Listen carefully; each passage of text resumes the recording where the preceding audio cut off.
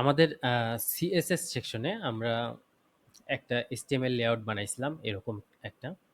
এখন কথা হলো আমরা এরকম যদি একটা লেআউট বানাই, এটা অবশ্যই সুন্দর একটা লেআউট।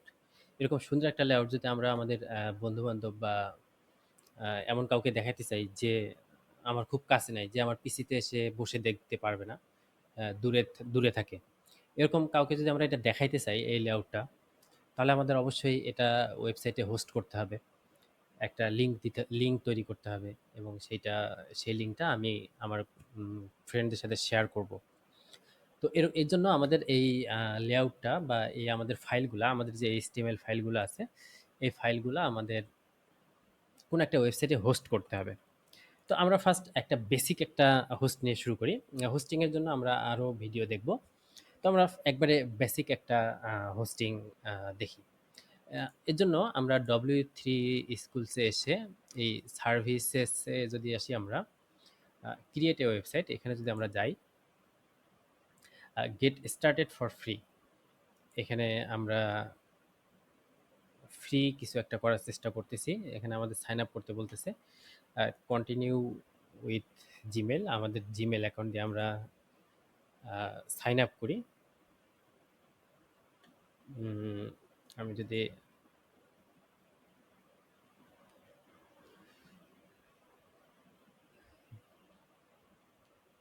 লগ ইন করা না থাকলে লগ ইন করতে হবে। ওকে, সাইন আপ করে ফেললাম।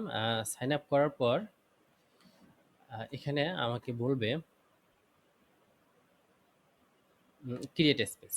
তো আমার এখানে একটা স্পেস ক্রিয়েট করার মতো একটা ইয়ে থাকবে, অপশন তৈরি হবে। এটা ফ্রি। একটা স্ট্যাটিক সাইট তৈরি করতে পারবো আমি শুধু HTML CSS দিয়ে। স্পেস একটা 20 GB storage, 25 MB data transfer, 500 request, মানে 500 বার দেখা যাবে এক মাসে এই ওয়েবসাইটটা। ওকে, একটা সাবডোমেন দেবে w3space.com এর। ওকে, আমার এটা সমস্যা নেই, আমি স্টার্ট করলাম ফ্রিলি। তো আমি বেসিকটা চুজ করলাম। বেসিকটা চুজ করার জন্য আমি ব্রাউজ বেসিক। ওকে, আমার HTML একটা ব্ল্যাঙ্ক সাইট দরকার আমার, যেহেতু আমি নিজে একটা সাইট তৈরি করব, আমার সাইট যেহেতু আপলোড করব। তো এখানে আমি একটা সাবডোমেইন দেই, amazon.w3 স্পেস। এটা ফাঁকা আছে, এখানে টিক চিহ্ন দেখা যাবে যদি এটা অ্যাভেলেবেল থাকে। আহ, বা আমি এটা দিতে পারি। আচ্ছা, যেহেতু আমাদের লেআউটটা প্রায় অ্যামাজনের মতো, আমি অ্যামাজনেই দিই, amazon.w3 স্পেস। আমি যদি ক্রিয়েট করি ব্ল্যাঙ্ক, হ্যাঁ ওকে, এটা আমার অ্যাড্রেসটা হয়ে যাবে এইটা। আমি এটা কপি করে নেই, তারপর এটা ক্রিয়েট করলাম। আমার অ্যাড্রেসটা তৈরি হয়ে গেছে। The name Amazon is already taken. Oh, sorry, I need to create another name. Um, win the barriers, আমি পুরোটাই লিখি।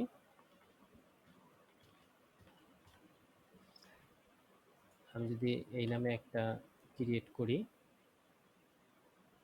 হ্যাঁ স্পেসটা আমার ক্রিয়েট হয়ে গেছে।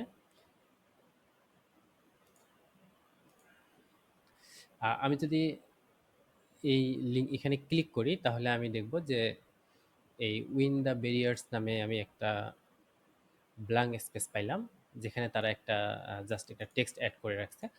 আমি এখানে আমার টেক্সটগুলো অ্যাড করব। যেমন index.html, এখানে আমি আমার index.html এর ফাইলগুলো অ্যাড করব, টেক্সটগুলো অ্যাড করব। আমি সব কপি করলাম, কপি করে আমি এখানে পেস্ট করে দিলাম। এটাকে আমি সেভ করে দিই। এরপর আমার styles.css, এখানে আমি আমার স্টাইলটা আমি কপি করে পেস্ট করে দিই।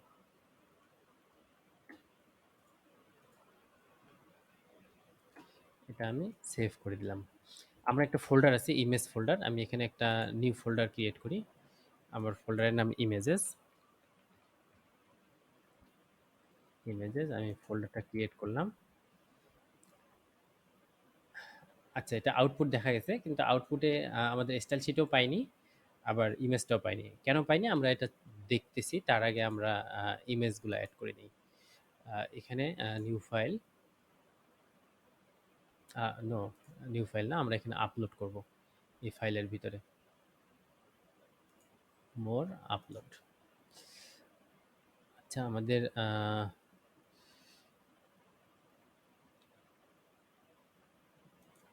এটা আছে এখানে,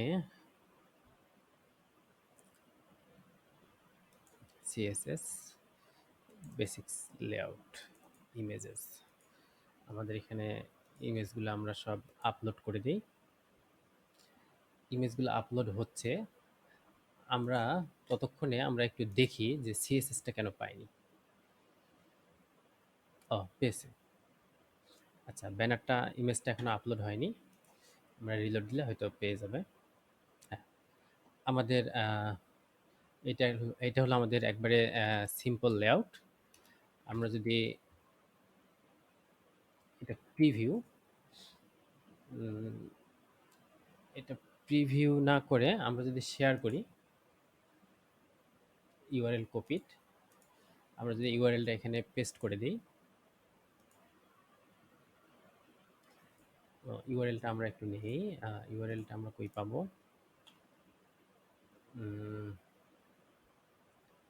উইন্ডাবেরিয়াস w3space.com।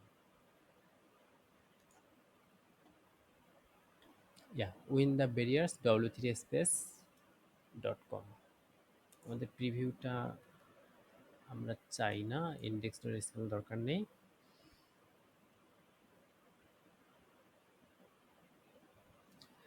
আচ্ছা, এটা আমাদের এখন একটা ওয়েবসাইট লেআউট। এই লিঙ্কটা এখন আমরা আহ, আমাদের দূর দেশে থাকা বন্ধু বান্ধব বা দূরে আছে যারা, তাদেরকে আমরা এই লেআউটটা দেখাইতে পারবো। w3 in the various w3 space spaces.com। আমাদের একটা ওয়েবসাইট তৈরি হয়ে গেল। থ্যাংক ইউ সবাইকে।